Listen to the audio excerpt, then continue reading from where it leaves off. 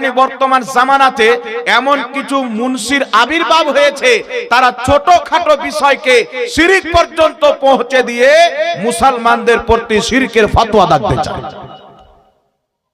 মুসলমানদের প্রতি শিরকের ফতোয়া দেয়। মসজিদে দ্বন্দ্ব, মাদ্রাসাতে দ্বন্দ্ব, জানাজার মাঠে দ্বন্দ্ব, দাফন করতে গিয়ে দ্বন্দ্ব।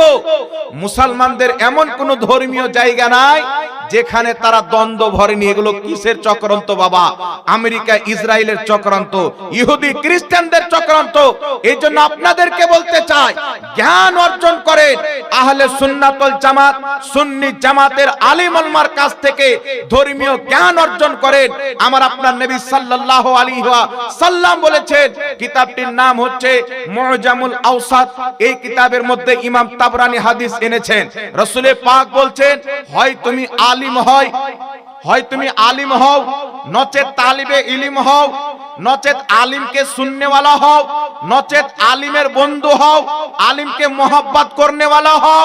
যদি তুমি চারটার মধ্যে একটাও না হতে পারো, তুমি ধ্বংস হয়ে যাবে, হালাক হয়ে যাবে, বরবাদ হয়ে যাবে। এই জন্য পৃথিবীর মুসলমান, আল ইলম নূর, ইলম হচ্ছে একটি নূর। যেই ব্যক্তি আলিমের স্পর্শে থাকবে, আল্লাহ পাক তার ইলমের দ্বারা তার অন্তরকে মুনাওয়ার করে দিবে, উজ্জ্বল করে দিবে। সুবহানাল্লাহ। এই জন্য পৃথিবীর মুসলমান, প্রত্যেক মুসলমানের জন্য জ্ঞান অর্জন করা হচ্ছে জরুরি।